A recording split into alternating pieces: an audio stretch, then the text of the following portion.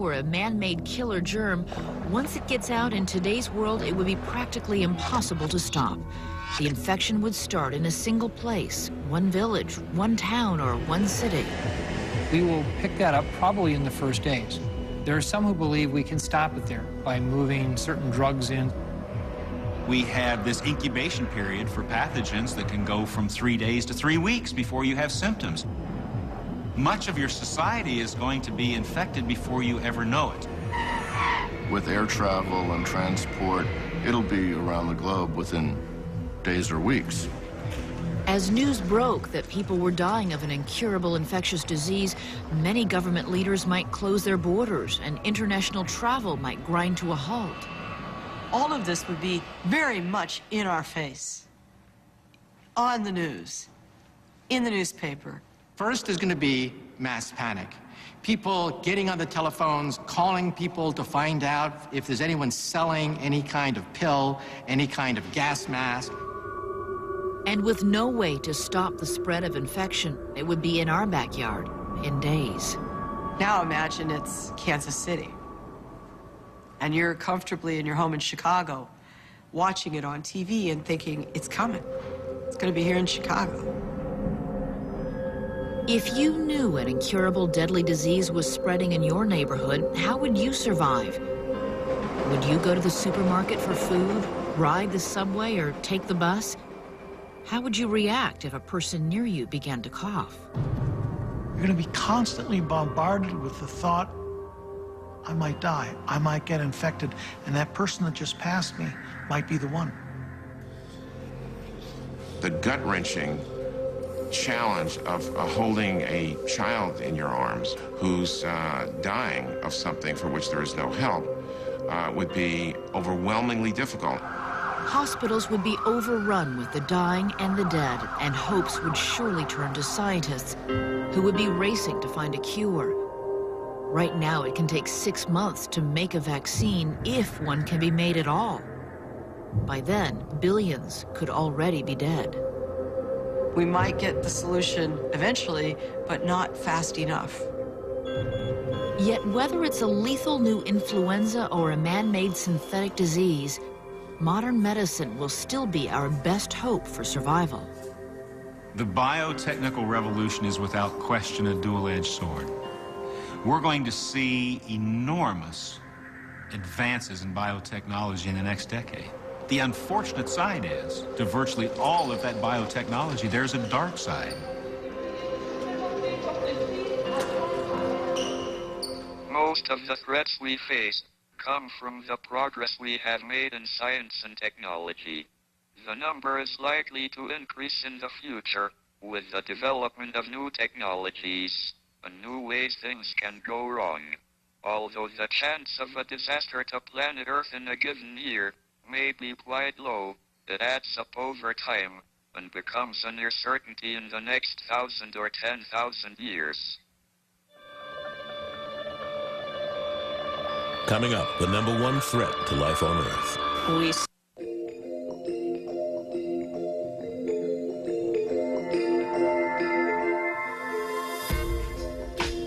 Tonight we've survived cosmic calamities, terrestrial terrors, and microscopic menaces.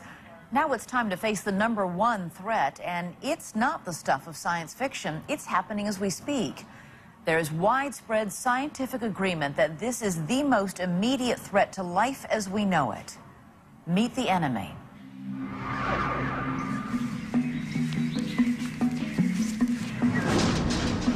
I'm Dick Williams from Kansas City. I'm a trucker. I've noticed in my driving now that I'm seeing armadillos in places where I've never seen them before, much farther north than I've ever seen them in the past.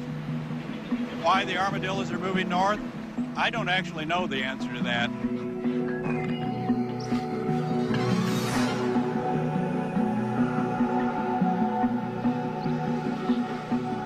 My name is Barbara Levine. I'm a retired elementary school teacher. Well, this was the plant that meant the most to me. This Japanese anemone was always very important to me because I knew that as soon as that bloomed, it was time to pack up and get ready to start teaching again. And now here it is, the middle of July, and it's blooming. I don't understand it. I know that something is not quite right. Around the country, people are noticing subtle changes in their backyards, slight variances in the natural world that have climate experts concerned. We see springtime coming 2 weeks earlier. We see less snow in the mountains. We see heavier rainfall. We already see 8 inches of sea level rise. The planet is changing before our eyes, and it's going to have big practical sociological impacts, which we don't understand yet, but we can see that they're going to be big. Some of the environmental trends that are disturbing scientists are hard to notice, but others are far less subtle. The average number of Category 4 and 5 hurricanes that we see each year globally has nearly doubled in the last 30 years. We're seeing more forest fires. We're seeing Greenland melting faster than we thought, West Antarctic melting faster than we thought. That's all bad news, and it is all happening at once. Add it all up, and scientists agree that what we are seeing is the beginning of a planetary climate shift that has potentially dire consequences for life on Earth. Global warming is a misnomer. Climate change now is used because it's not just the rise in temperatures, it's everything else around it. The more powerful windstorms, extreme precipitation events, more flooding, sea level rise, everything else. It's not just warming, it's this whole portfolio of hazardous phenomena that we're going to have to face. Every top accredited scientific institution, from the EPA to the Intergovernmental Panel on Climate Change to the National Academies of Science and even the Pentagon, agree on 3 things. 1, climate change is real. 2, we humans are spurring it on. And 3, left unchecked, it has the potential to escalate into the largest global catastrophe mankind has ever known. Scientists can never be certain. That's one of our weaknesses, as you well know.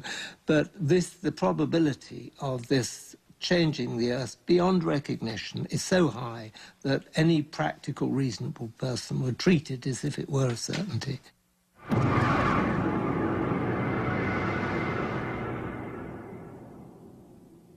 I think this threat of human-induced global warming is largely manufactured. I don't think it is real. Does global warming exist, or is this just a liberal scare tactic? There's no scientific consensus about what causes global warming or how it will affect our lives. I find it extraordinary that anybody can regard global warming as climate change as a debate. Clearly, it isn't a debate. There's no credible debate about whether it's warming and about whether it's because of human activity. That's very clear. You have the entire climate science community pretty much on one side, and on the other side you have what must now be half a dozen mavericks who are pretending it's not happening. It's a hoax. A total hoax. Total hoax. It's an outrageous lie. Every time you address the Holocaust, you don't bring somebody in that says it didn't happen. And we're at that stage now. We have Holocaust deniers, we have climate change deniers. And to be honest, I don't think there's a great deal of difference. Is there any doubt among scientists that global warming is occurring, that it's dangerous, and that humans are causing it to happen? No, the debate is over. Since losing his bid for the White House, former Vice President Al Gore has been spending most of his time on this issue, in the press, on the page, and even in your local theater. I am Al Gore. I used to be the next president of the United States of America. Gore says this isn't the first time we've seen the interests of big business come into conflict with such a widespread scientific consensus. The illusion of a debate has been purchased with millions of dollars a year spent by a few of the largest and least responsible polluters who want to fool and confuse the American people. Do you believe nicotine is not addictive? I believe nicotine is not addictive. I believe that nicotine is not addictive. I believe that nicotine is not addictive. It's exactly the same thing that the tobacco companies did after the Surgeon General's report provided an end to the debate over smoking in hell, and yet for decades they were able to purchase these quasi-scientists who would say things for money. Well, can you say that you don't believe, or there is no conclusive proof that cigarettes are harmful? I would say that. Today, everyone knows that cigarettes are highly addictive and can cause cancer, but many believe the cause of global warming has been obscured by a disinformation campaign waged by some of the big coal and oil companies. However, it is no secret among scientists what is responsible: a gas in our atmosphere known as carbon dioxide. But what's so bad about CO2?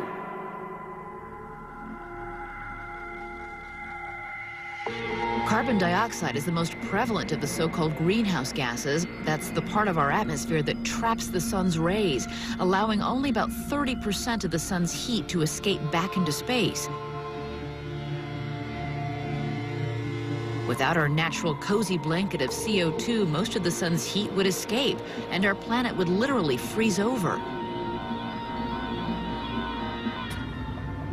On the other hand, if you added too much carbon dioxide, the atmosphere would absorb more and more heat until the Earth began to resemble Venus. Average temperature, 900 degrees Fahrenheit.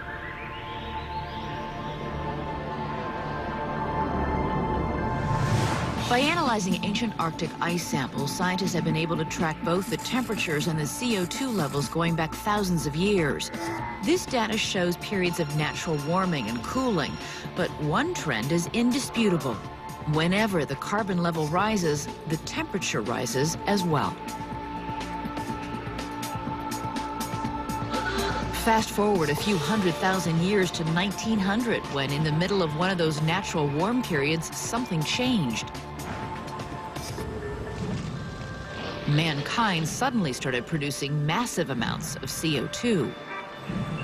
Today, as your program airs, we in human civilization will put up into the atmosphere of the Earth more than 70 million tons of carbon dioxide, or global warming pollution. In one day? In one day. Every single day. As it has for millions of years, the planet's temperature is following the carbon dioxide level, but this time into uncharted territory. If we look back over the last 20 years or so, 15 or thereabouts of the hottest years on record have been over that period. Virtually every year now is hotter than the previous year. In the nation's capital, 100 degrees with humidity feels like 113. Temperatures have hit dangerous levels from St. Louis to Memphis and from Raleigh to New York. The first half of 2006 was the hottest ever recorded, and scientists agree that because of the CO2 already in the air, it will get hotter for at least another several decades. While that's very bad for us, it will be devastating for creatures like the penguin and the polar bear, whose habitat is literally melting away beneath their feet.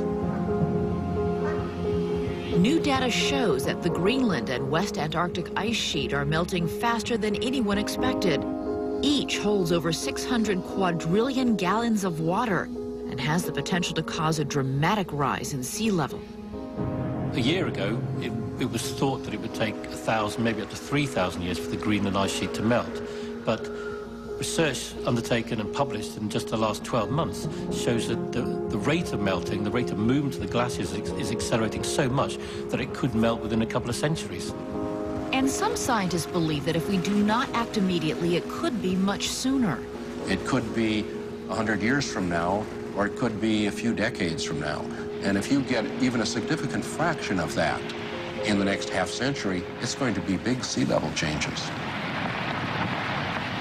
If the Greenland ice sheet melts entirely, that's 20 feet of sea level rise. If the West Antarctic ice sheet collapses into the sea, that's another 20 feet of sea level rise. If both of those happen, 40 feet of sea level rise. I think scientists perhaps have not made clear just how serious the problem is. If we go down a business as usual course, we're really talking about a different planet. When we return, a glimpse into the world of 2100 if global warming goes unchecked. It would wipe out a lot of civilization as we know it.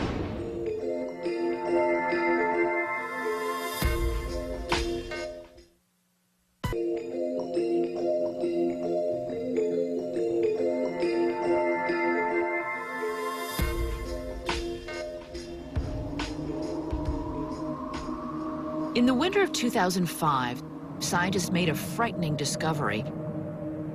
Increasing global temperatures were causing the Greenland ice sheet to melt at an alarming rate. With the help of satellite sensors, scientists saw that the glaciers had softened to the point that they risked a sudden collapse. If that happens, it would cause a catastrophic